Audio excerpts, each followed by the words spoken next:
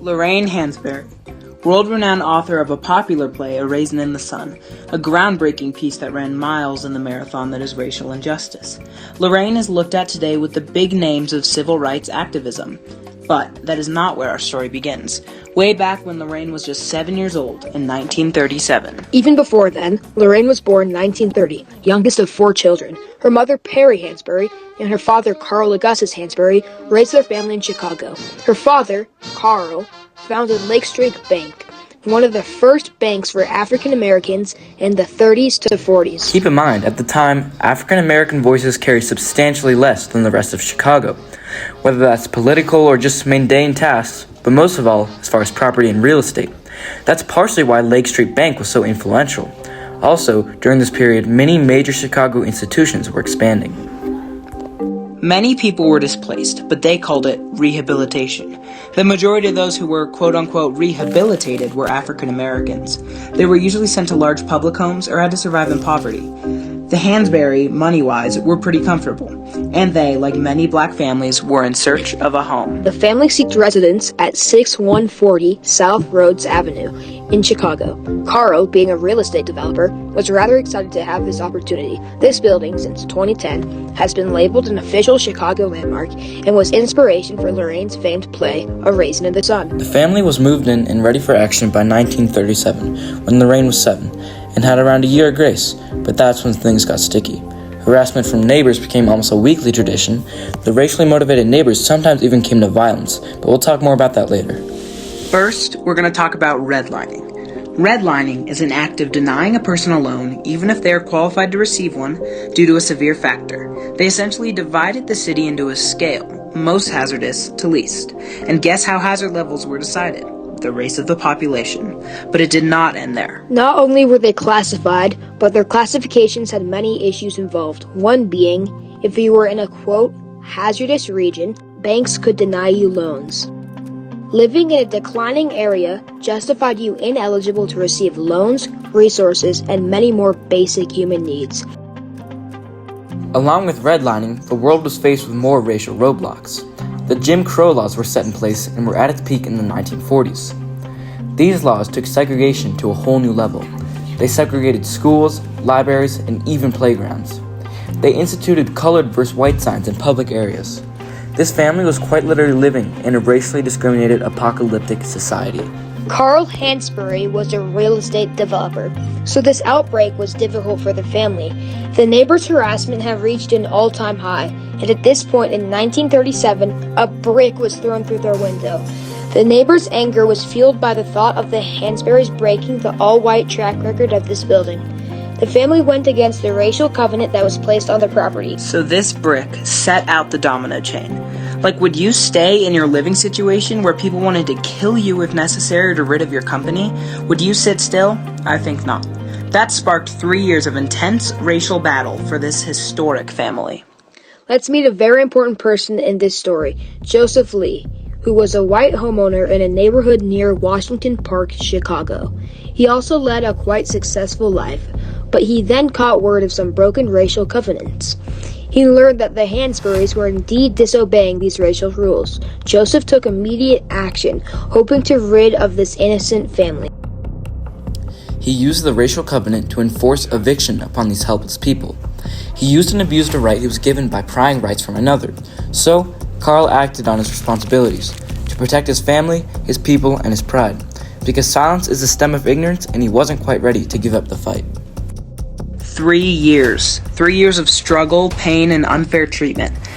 As stated by Washington University, the use of racial restrictive covenants was promoted in the first instant by real estate professionals, led by the American Board of Realtors. The ABR and its local affiliates conducted education campaigns starting in the 1920s and continuing into the 1950s to persuade land developers, neighborhood associations, and individual property owners to quote-unquote protect property with racially restrictive covenants. That's essentially describing how these covenants were not only allowed, but they were suggested. Pitching ensured safety with the catch of evicting all African Americans in the area. And keep in mind, this is the 1940s, right smack dab in the middle of this quote-unquote protection. And so, the action began. The Hansberry family makes the rightful decision to take this disruption to court. They worked with the famed civil rights attorney, Earl B. Dickerson, the recently appointed president of the Chicago Urban League. The court date was then set, and the defendants included Carl, of course, as well as the seller of the land. And so, time went on, and eventually, the date arrived. Here's where the good news, bad news came in. No, they didn't get a helpful response from the court date in Chicago, but the good news is that the holding progressed to the Supreme Court of the United States of America.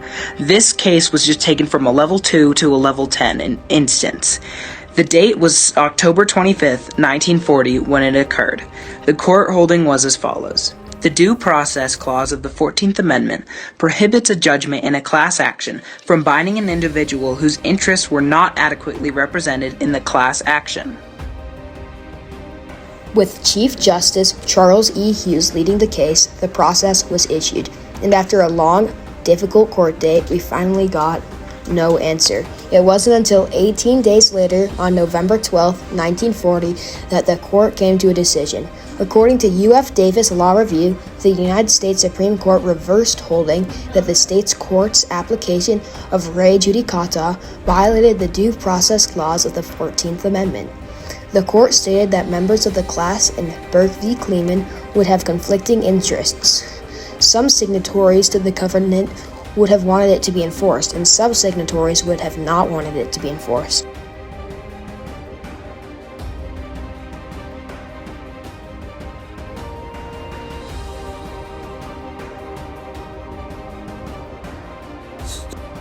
What that essentially means is that the United States Supreme Court changed their mind. Crazy, right? They saw that as long as this hearing laid under the 14th Amendment, it was unfair and unruly.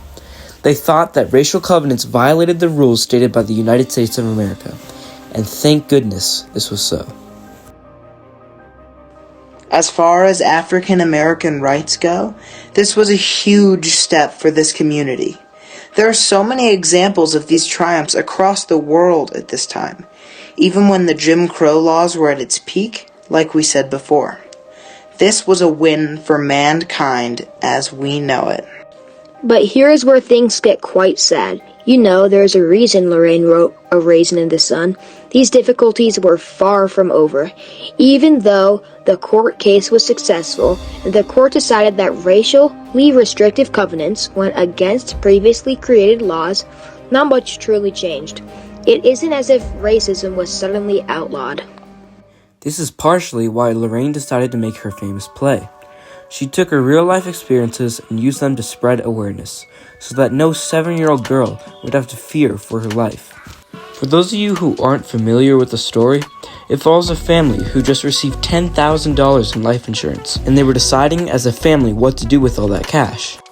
Lena Younger, the matriarch of the family, suggests putting the money towards a house. Walter Lee, her son, is adamant about investing it in a business, and after he decided to follow through, without permission, they lose some of their money when it's stolen by a fake business partner. The family's divided. They go ahead and decide to put it towards the house at the end. Unfortunately, the neighborhood sends a man to bribe them into not moving into the house, due to racism and racial covenants. So while this didn't particularly have the happiest of endings, it shows us how to make ripples in the world, and make change when change is due.